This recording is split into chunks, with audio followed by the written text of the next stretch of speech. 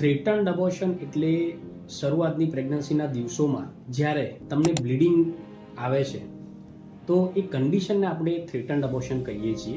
એનો મતલબ એવો કે જો એને આપણે પ્રોપર હેન્ડલ ન કરીએ તો એ પ્રેગ્નન્સી મિસ્ડ અબોર્શનમાં જઈ શકે છે. તો થ્રેટન્ડ અબોર્શનના જે મેઇન કારણો હોય છે એના અંદર ગર્ભાશયની ખોડખાપણો જેવી કે પડદો, એક સાઈડનું ગર્ભાશય, આ મેઇનલી હોય છે. એના પછી શરૂઆતના ફેઝમાં પ્રેગ્નન્સીમાં જ્યારે હેવી વેઇટ લિફ્ટ કરવામાં આવે છે અને એનું પ્રેશર ગર્ભાશય પર પડતું હોય છે, કાં તો અમુક પ્રકારની વસ્તુ કે જે બોડીમાં હીટ જનરેટ કરે છે જ્યારે તે ખાવામાં આવે છે ત્યારે પણ થ્રેટન્ડ અબોર્શન થઈ શકે છે.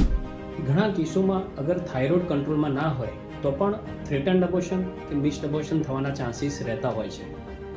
ઘણી વખતે થ્રેટન્ડ અબોર્શન એ મિસ્ડ અબોર્શનનું એક અર્લી ફેઝ હોય છે અને અલ્ટિમેટલી પ્રેગ્નન્સી મિસ્ડ અબોર્શનમાં જાય છે.